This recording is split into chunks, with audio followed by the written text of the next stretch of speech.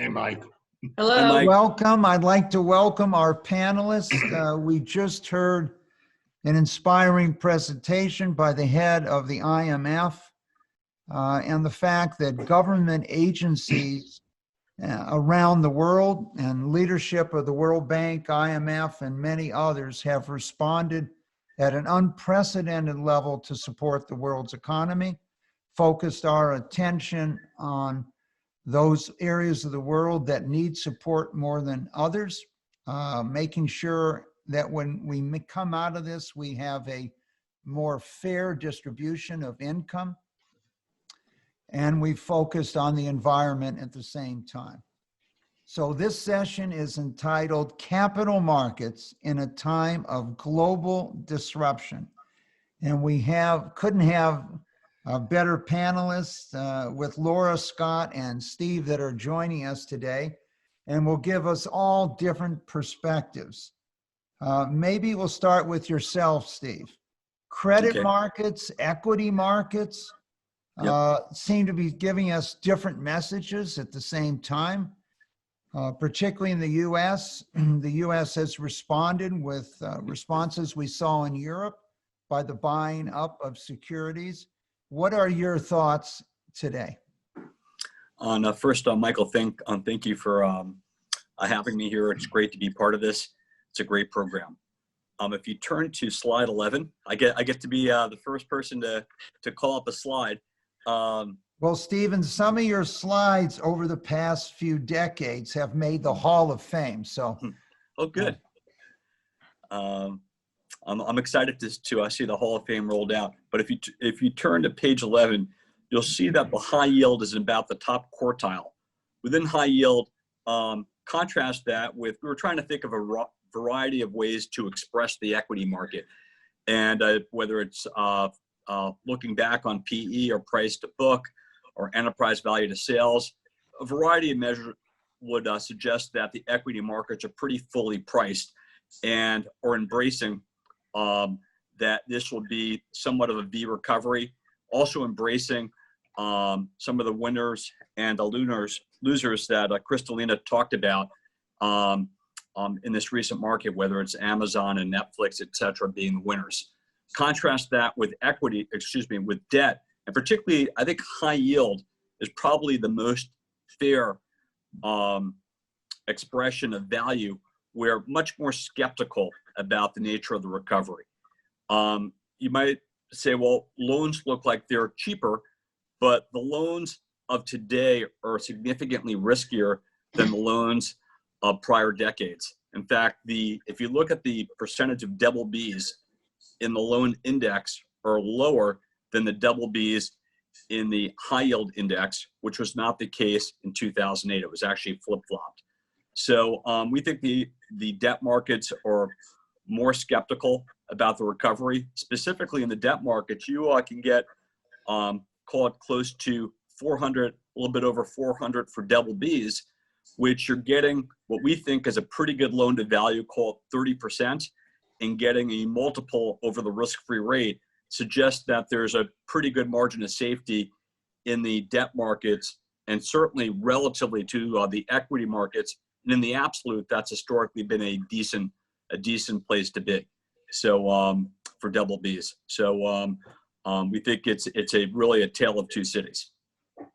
So Stephen, one of the things we've seen if we reflect over a very long period of time is usually the bond market, particularly in non-investment grade, leads the stock market. Here, we're seeing really for the first time the stock market lead the debt market. And one of the things that you particularly have focused on, and I know for GoldenTree took advantage in that 2008-2010 period, where the more complicated the securities, the greater the opportunity. Where do you see that opportunity today? As in a crisis, people generally move for simplicity. Sure. I think that looking at RMBS market, particularly the legacy market, was a place of misunderstanding. So I wouldn't say these are terribly complicated securities, but because they behaved so poorly the last cycle, and they also were one of the few areas in the credit markets that had credit on credit, So basically people, particularly the mortgage REITs, were borrowing against their holdings in residential securities. And if you turn to page 12, or slide 12, would demonstrate that basically the value in the mortgages today is called about 35 to 40%, about 40% equity value in the loans of legacy securities. Securities issued before '08, they were previously subprime. However, back in 2008, there was only about 10% equity, so or 5% equity. So you were much more likely to not pay in '08 if you only had 10% equity and a lot of economic uncertainty. Didn't have contrast that with the current environment where you're starting with about 40% equity, and if you look at the equity relative to your annual payments, you have 9 times your annual. You have basically, if you have a 20,000,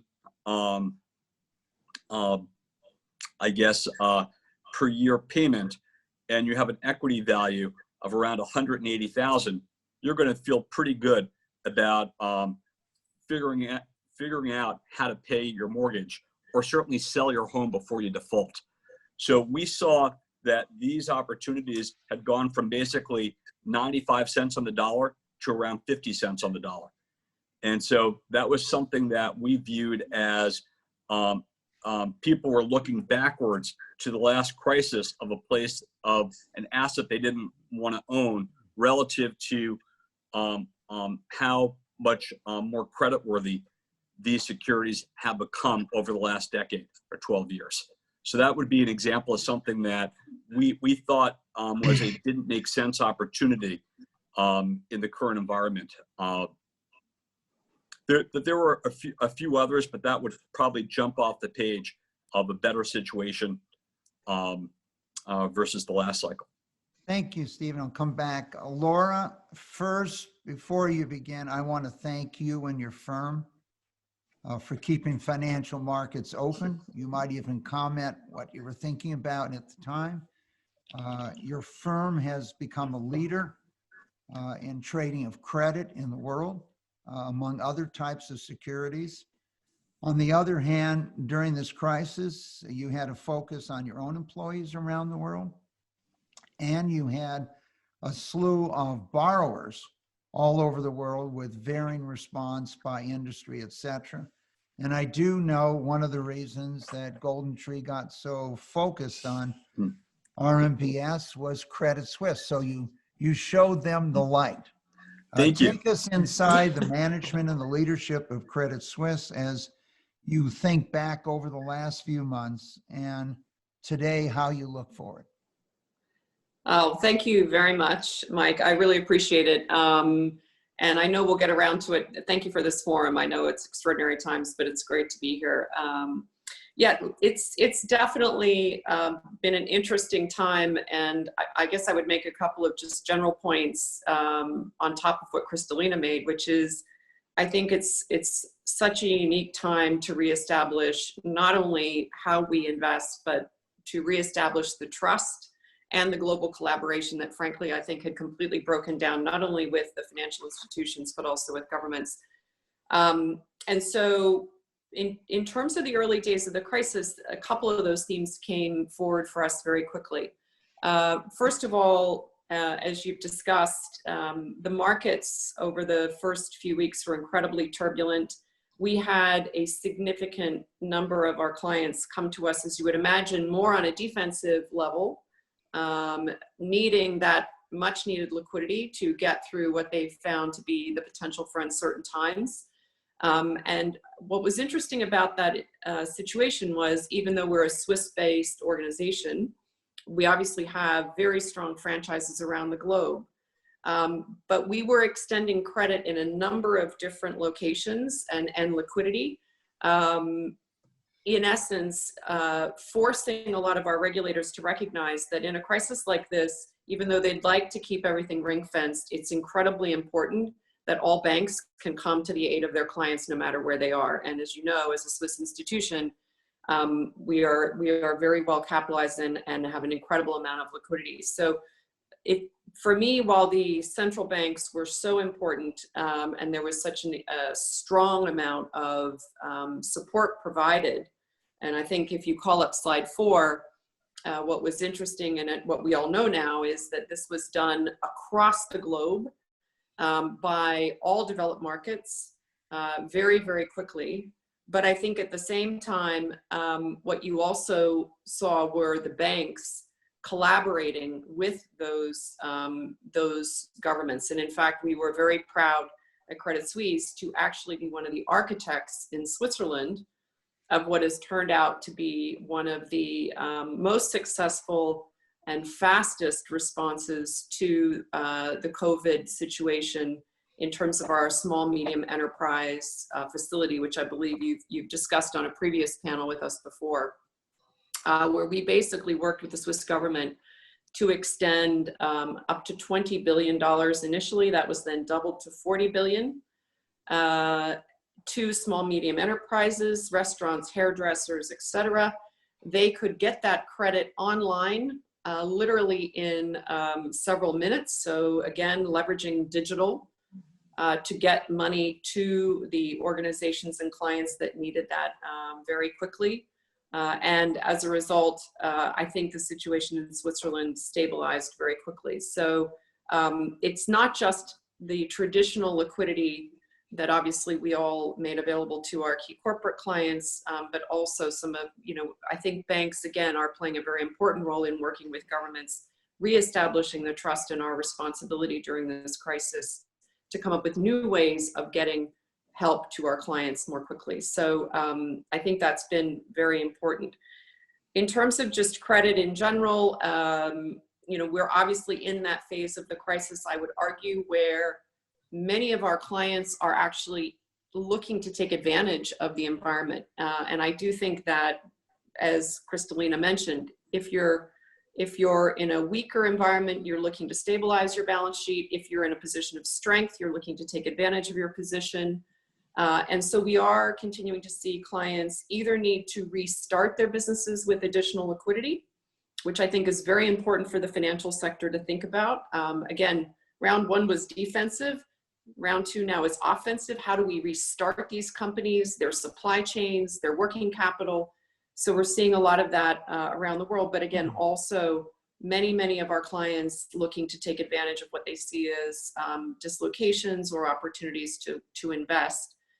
So I think from a credit perspective, we're very focused on being there for all of our clients, whether we're in Asia, whether we're in the United States, or whether we're in Europe, or in some of the emerging markets that Kristalina referenced, where we are right alongside the IMF, working with them very closely to invest in those situations. And then I think maybe just to give you some sense on the employee side, because I'm sure we'll talk about this, I think it was an unprecedented situation. We were able to get over 90+% of our employees not only able to work from home, but I think during an incredibly sensitive period, have done a lot to make sure our people are well taken care of, including providing antibody testing for everybody.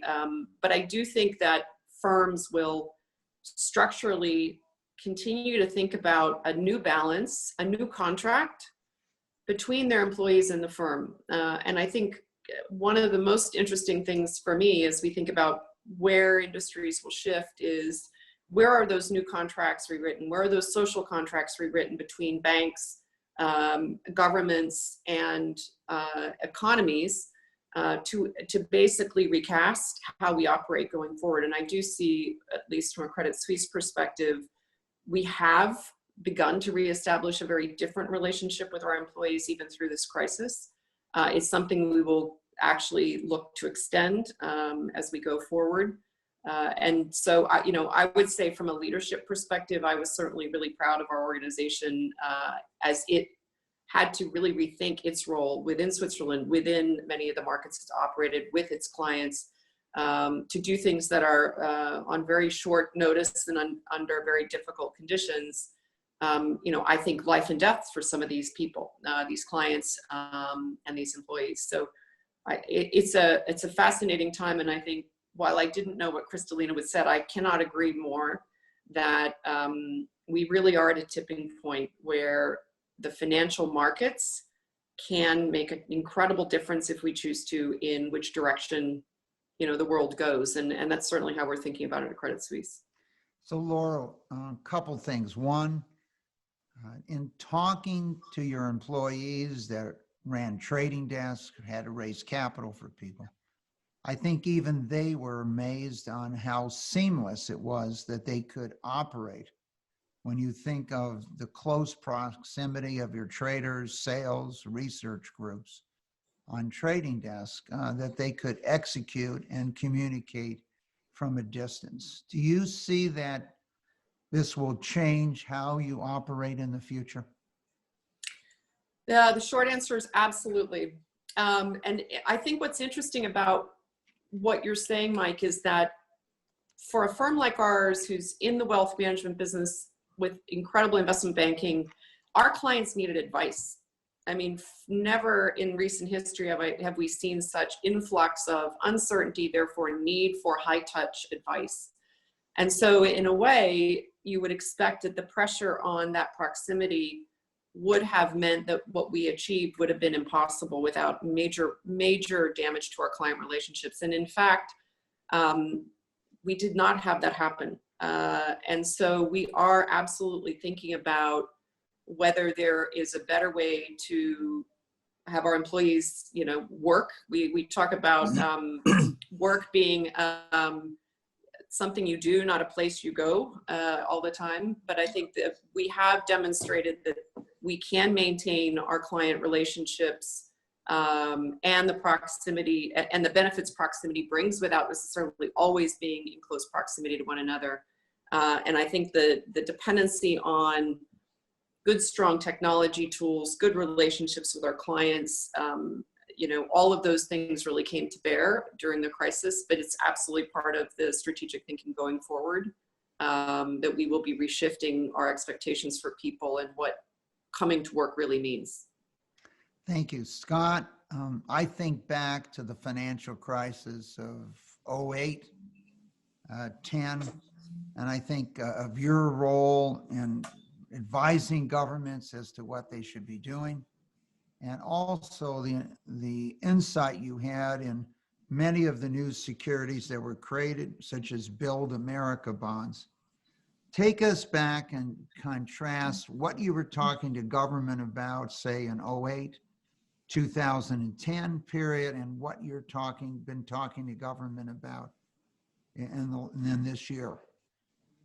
Well, Mike, I would say that the tone of the conversation has changed a great deal. And that is that unlike my experience back in 08 and through 10, government was very wary of private sector involvement. They were suspicious of ulterior motives and so on and so forth. Today, they're very anxious to hear ideas and they're very supportive. One of the things, Mike, that was so attractive about Build America, first as an investor, for instance, if you take the state of California GOs that you could have bought with a 7.5% coupon back then, today they trade over 170 in price, an 11% return for a boring investment grade bond. But if you look at today, the opportunity on the part of the government, one of the things we've been talking about in the White House and other organizations is the possibility of a Build America type program where, in essence, this time around, the United States Treasury will subsidize 100% of the coupon. If you look at the resources of the federal government, Mike, you know that there's the discussion of a $1 trillion infrastructure program. If the federal government would just guarantee the payments or actually advance the funds for the payments of the interest for new bonds issued by state and local government, they could support $4 trillion worth of infrastructure spending with $1 trillion worth of government spending. That's a pretty amazing equation from the standpoint of extending the resources of the government and also partnering with state and local governments to design programs that are tailored more to the community, where they're more local and they know the needs of the local residents better than someone who sits off in Washington, D.C. So Scott, you know, we learned at a very young age that the best time to finance a company is when it doesn't need money, and the worst time to finance is when it does, and taking advantage of markets. And so today you see enormous amount of financing with low interest rates. On the other side of the coin, unfortunately, when people have margin calls during crisis or they're trying to get liquidity, unfortunately, they sell their best assets first.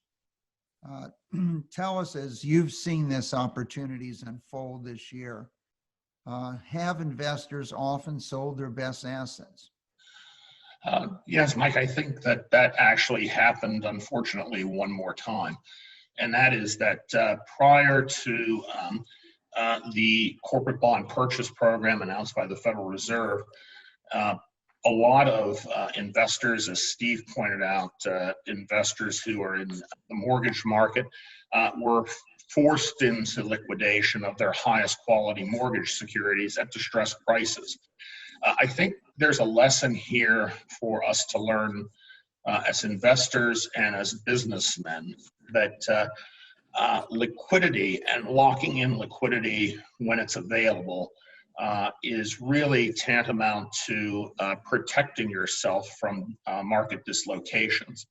One thing, Mike, you've been talking about that I actually agree with, and I think Steve's slides demonstrated incredibly well, is that for a lot of companies today that are over levered, that there is a great opportunity to issue stock or to do exchange offers for the debt and reduce the debt on the balance sheet. When you consider how expensive debt is relative to equity, you know, that is the prudent step to do. And I know you've been advising many people to do that.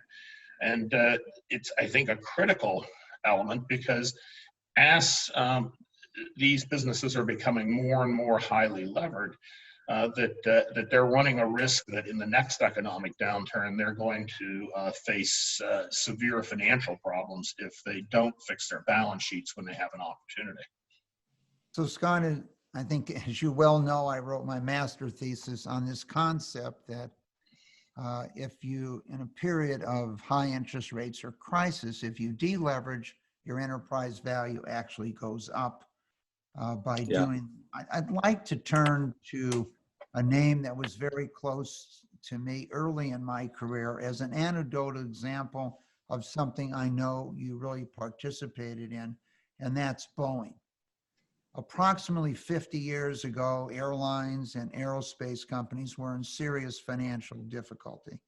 And we created a bridge and created new securities such as Airline Equipment Trust to provide that. Lockheed was probably the most extreme case where the debt traded to 15 cents on the dollar.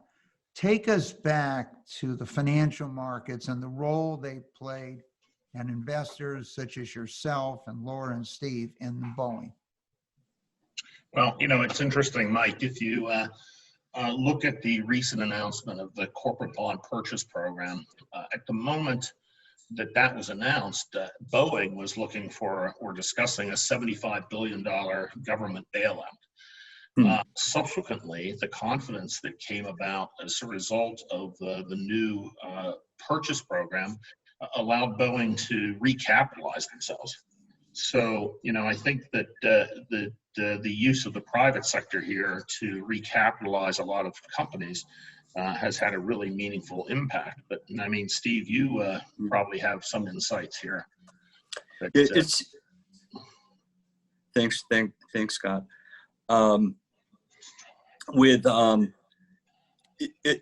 It is such a virtuous circle once you fix something and you take out the tail risk, and you know, it really feeds on each other. So you look at in the hotel sector, whether it was Marriott, whether it was Hyatt, where you could get some terrific, very low loan to values, investment grade, that were trading called 600, 700 over.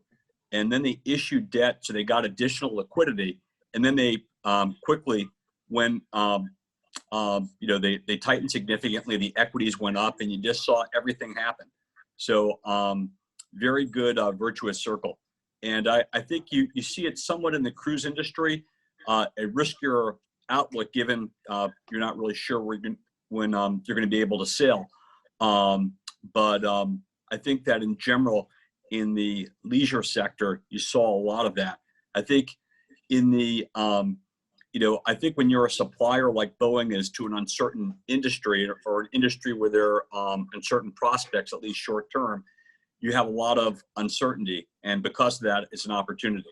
And there are a lot of examples over the past few months that have that. Steve, I'd like to just check, in the 08-10 period, I know your firm took advantage for your clients of numerous investments in CLOs, where you were buying parts of the capital structure and annuities. Did that opportunity again, was it created again in the first half of this year? You know what, I thought the short answer is, whenever we go shopping, you have to force rank degree of difficulty and then, upside. So I felt the degree of difficulty was a little higher in some of these CLOs, and the upside wasn't as much. So I thought something like the RMBS, where there was clear value, had more upside than what the AAA and AA CLOs had. But they certainly, we participated in some, but we also saw that the underlying collateral was also a better place to look for opportunities than the actual CLOs themselves. So for instance, the loans where you had a lot of warehouse liquidations, there were some wonderful values in loans. And if you look at the price declines in AAAs on CLOs, which is the largest component of a CLO, and contrast that with the decline in loan values, loans just went down a lot more. So that's where we saw better value when kind of looking within the market. It's a one of the interesting things about CLOs today. I mentioned this earlier about CLOs in 2008 is what's in the CLO. So CLOs will have assets of loans and then have liabilities of debt with different priorities. The assets are riskier assets today, materially riskier than what they were back in 08. The asset class is just lower rated, has more leverage, worse covenants. So that's something to take into account. And we like the asset class, but we feel like the risk we don't think are as well appreciated today as maybe they were. There was over concern about them in 2008. So Steve, I just want to paraphrase what you're saying for many of our viewers and listeners. Going through a few years with literally no covenants, yes, has created, they might look the same as term loans, et cetera, but the covenants underlying them are substantially different than they were a decade ago. Yes. From the standpoint, I think that's the point you're making. That there is one other point. They're rated lower. So if you look at the loan index, has lower double Bs as a percentage of the index, about 10% lower, call it from 55 to 45. Contrast that with the high yield index, which has approximately 10% more double Bs. So actually, when looking at relative spreads and relative safety, loans are now more risky than bonds are, just if you look at it from a rating perspective and an absolute leverage perspective. Thank you, Stephen. I think this is a very important element for our listeners and viewers, that there's substantial changes, and just because something is labeled the same as it was before, exactly, doesn't mean it has underlying. Laura, there's another part of your firm, and that part is, more than $1 trillion in assets you're responsible for managing for people around the world. with the stock market going down $10 trillion. And on a percentage basis, dropping as fast as it's ever dropped in history, at least in the last 50 years. There had to be a lot of hand-holding. I'm sure you had margin loans outstanding to this group. Talk to us about how the firm dealt with your clients, that you were responsible for their portfolios, structuring their portfolios, and their liquidity in many cases. Yeah, it's a great question. And I think, again, you know, in some ways, when Switzerland went into a negative rate environment, it actually really had to change the way we thought about advising our clients. Obviously not in a crisis, but I think, you know, the concept of being in cash really obviously didn't make sense. And I think we began to have to really reconsider the types of structured products that our clients would want. I think in the crisis, look, we obviously have a broad swath of clients in a number of different jurisdictions. We focus heavily on entrepreneurs that have public assets and private assets. I'm sure we'll get to the public and the private, I mean, i.e. non-traded, non-listed companies. And so, yes, absolutely, with the markets moving as much as they did, we had clients who we had to work with, obviously, to make margin calls. We talked earlier about were people selling the best parts of their portfolio. I think, again, many of our clients have listed and unlisted assets, so we had to work through what made the most sense for us to basically take on as additional collateral.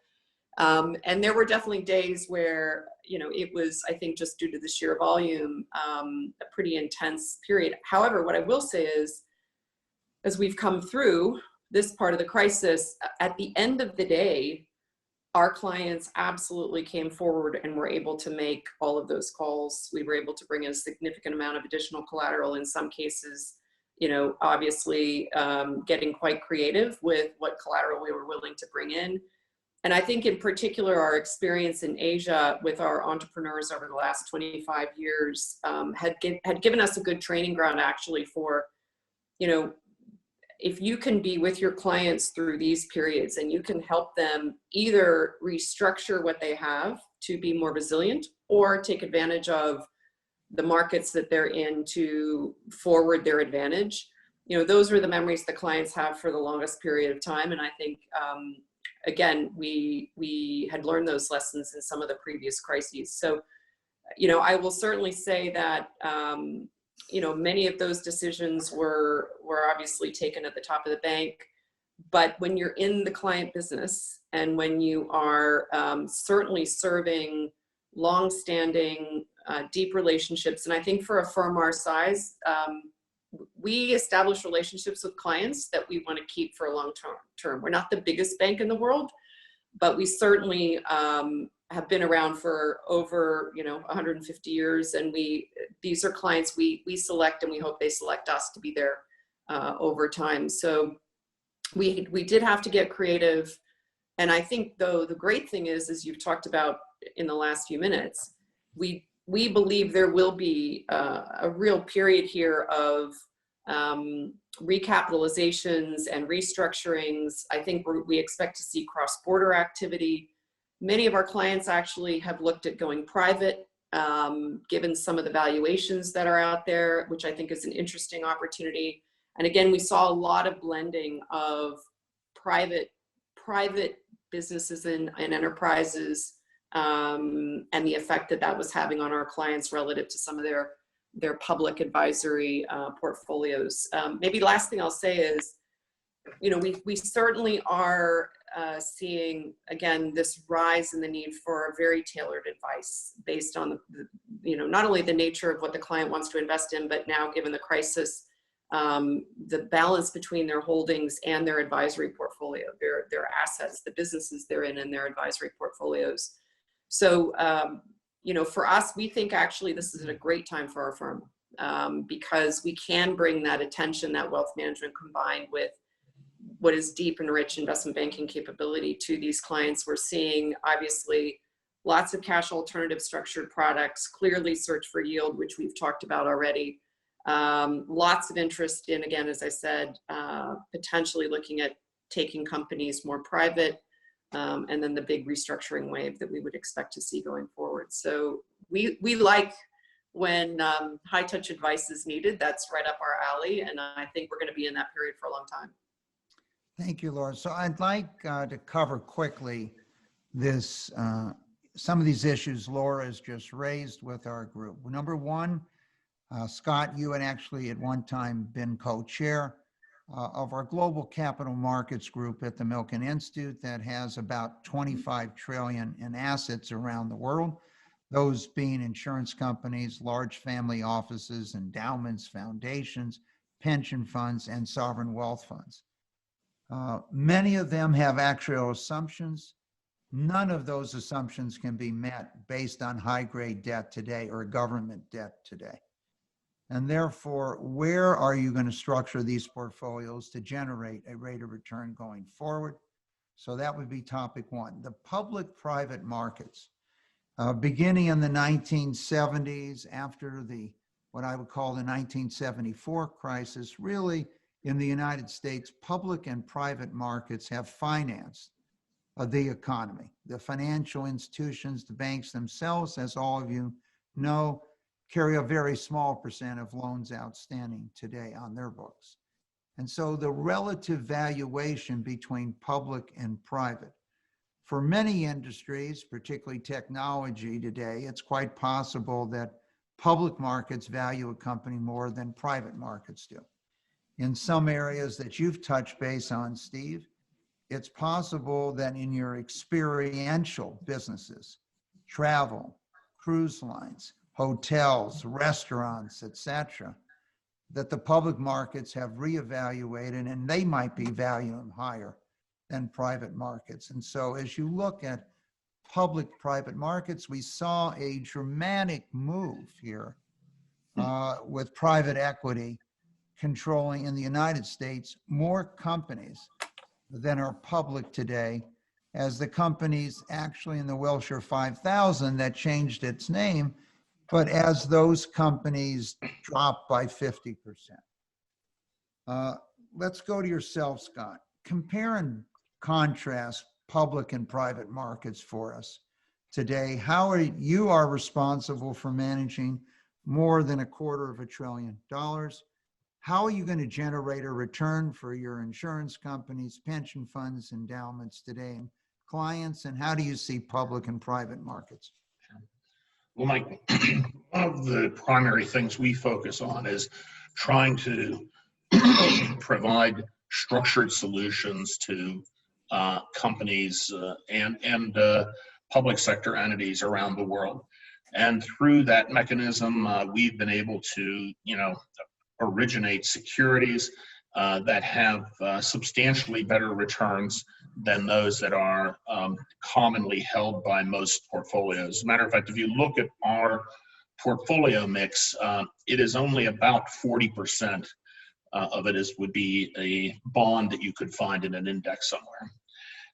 But the challenge, of course, with rates being this low, even opportunities like that are becoming challenging to meet the actuarial assumptions for our pension clients, for our insurance clients. And so, of course, there's a trade-off in the minds of most insurance companies and pension funds about liquidity. And so the private markets look like an interesting place for them to go. The returns there, I believe, are not what they have been historically. I think that the private markets are more challenged. But to your point, given this arbitrage opportunity between public markets and the private markets, we're currently working on opportunities where those situations can actually be arbitraged by our clients. So that someone, if we can identify a private company that might be able to revalue itself as a public company. And the owners are perhaps wealthy families or private equity funds, which would like to have liquidity to monetize their holdings. That is that incremental jump, Mike, let's say of 20 or 30% of increased value, which you can get virtually instantaneously. It would be an incredible opportunity for people to invest in. Of course, the traditional IPO route is cumbersome. If you start to market an IPO today, you may get the opportunity to go public in 6 months, and who knows where the market will be in 6 months. So, we're trying to find ways to innovate around this so that people can actually take advantage of that price difference. But I think the last thing I would say, Mike, is, creativity has always been the go-to for me in investing. I remember being fascinated by this market for fallen angels in the late 70s. I thought that was a fantastic opportunity for people. And so, identifying those opportunities and helping to design those opportunities, I think is the great challenge that I face. And I think as investors, all of us are going to face. So Scott, 2 follow-ups there. One, the size of the liquidity worldwide of trillions of dollars today puts pressure on you. If you get mandates where buying 5 or 10 million will not be enough really to move the needle. Can you find it in size? And number 2, as you pointed out to us, a 7.5% bond can give you an 11% compounded rate of return if it appreciates and interest rates go down. Those opportunities that you identified, are they in the same size of opportunity today that would meet a large portfolio, or are they more isolated in small dollar amounts? Well, Mike, it's interesting. I think that they tend to be more isolated. But one of the things that we have been able to do is work closely with large investment banking firms to take away the risk of underwriting.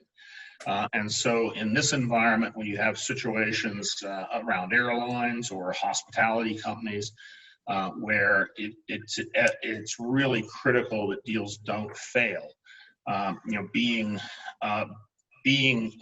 very aggressive and proactive with these firms has helped us to get much larger supplies for our clients.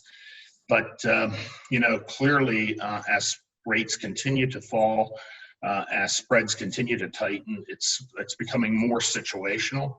But to Steve's point earlier, even in the investment grade market, only about 65% of the time have spreads relative to treasuries been tighter than they are today. So I think even the investment grade market today, along with the high yield market, still offers some opportunity near term for us to try to hit these actuarial returns. The question, of course, will be if we go through a long period of financial repression, then where will those returns come from? So Scott, just give us a feeling. The Boeing securities, which I know you were one of the leading investors and buyers of, where do they trade today versus where did you buy them, and how long was that period of time? Steve or Scott, Scott, let's start with you on that, then go to Steve. Well, on April 30th, that bond was issued. Mike, if you wanted to play it safe, then you would have bought the 3-year bond, which you've only gotten a return of 7% for holding since April 30th. If you had taken a little more risk and bought the 40-year bond, you would have gotten a 22% return. So that bond had a coupon of about 5.80, and today it came around par, and today it trades at 120. So if we could just annualize these returns, I would be the most brilliant investor that ever lived. And Scott, just to give people a measurement, how large were those issues? I don't know the specific sizes of each tranche, but they totaled $25 billion. Okay, so what you're And, talking about is there was an opportunity to actually put some capital, considerable capital to work here. Right. Steve? And I was going to say, and by the way, being proactive, talking to the heads of the syndicate desk, talking to bankers on Wall Street, makes a real difference in terms of how much of this we got allocated, our firm, over $1 billion of the entire issue. That's great. Steve, let's talk about yourself in that you have probably operated going back and forth between public and private markets your entire Yep. career and trying to take advantage of that arbitrage. Laura raised this issue of public and private markets. How do they look, and what is the relative value that you see today from GoldenTree standpoint? So the area I want to focus on is, if you look at what's a beneficiary, that's going to have a better valuation in the equity market. So if you're Amazon or you're levered to Amazon or Netflix, that's going to get a higher valuation in the equity markets, and that's the right move or action, is to do something that's equity oriented. On the other hand, if you're at risk of being disrupted, then the debt markets are uncertain, and that's where we found a lot of interesting opportunities. Whether you look, for instance, at retail, is limited brands going to look like JCPenney?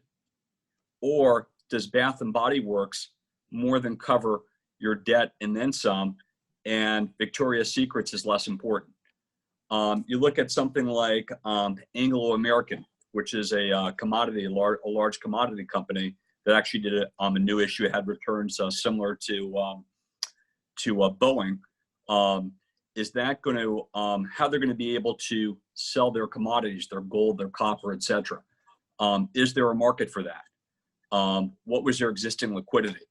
Boeing, terrific. What a great play, and what a great amount of securities to get. I mean, to get $1 billion or something up on 20 points is really unusual.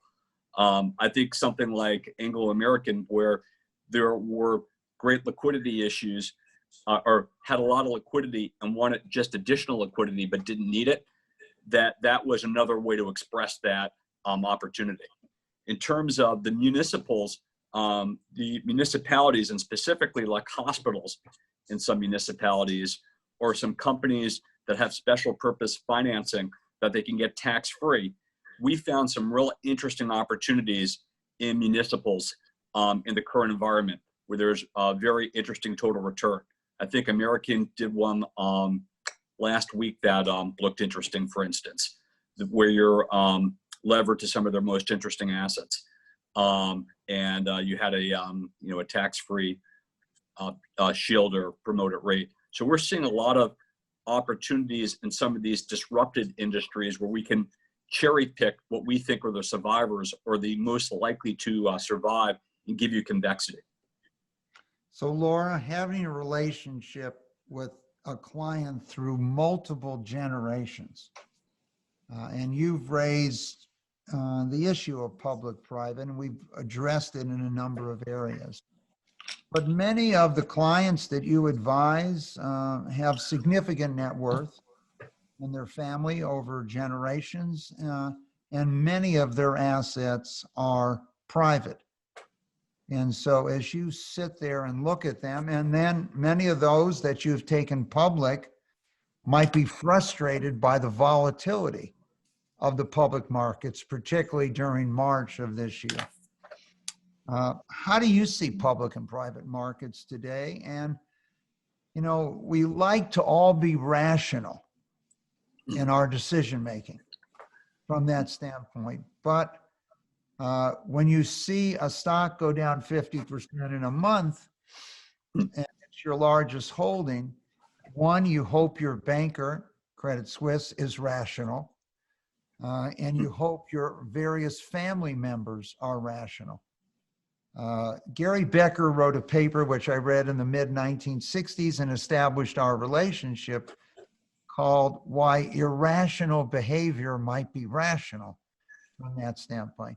How do you keep your center focus for yourself, your clients, and your focus on the public-private issues and the multi-generational issues, Laura?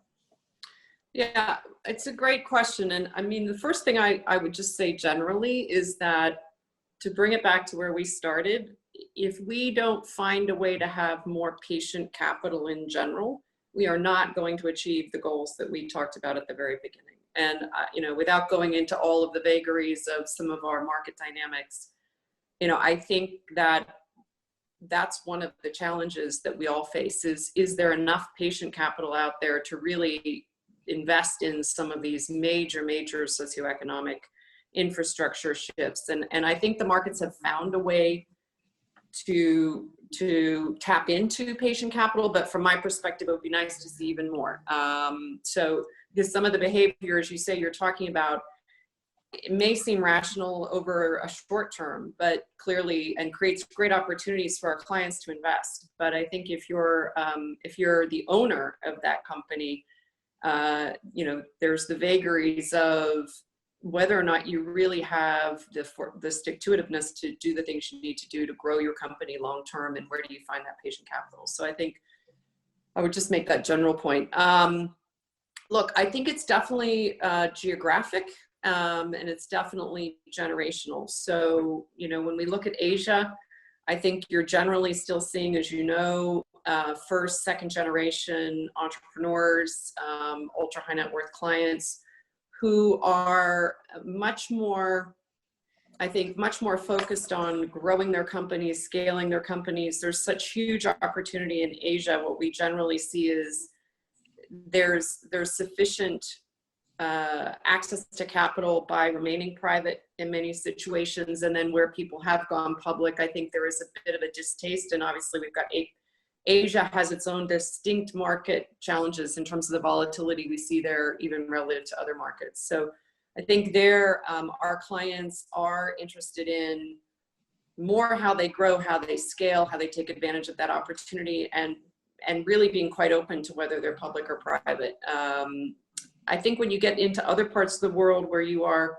6, 7, 8 generations away from the founders, the behavior of the public markets is probably more the focus, and that's where we tend to be doing much more of what we talked earlier around creative, structured products that allow owners to, in essence, arbitrage or neutralize some of the strange effects they might be seeing in the public markets versus the private markets. So, I mean, I think from the firm's perspective, we believe that our sweet spot, again, is to be able to transcend both of these markets. We've got great relationships with our clients, a couple who are here today. We have excellent relationships with the private equity firms out there. I think we're generally known to be a key partner to them.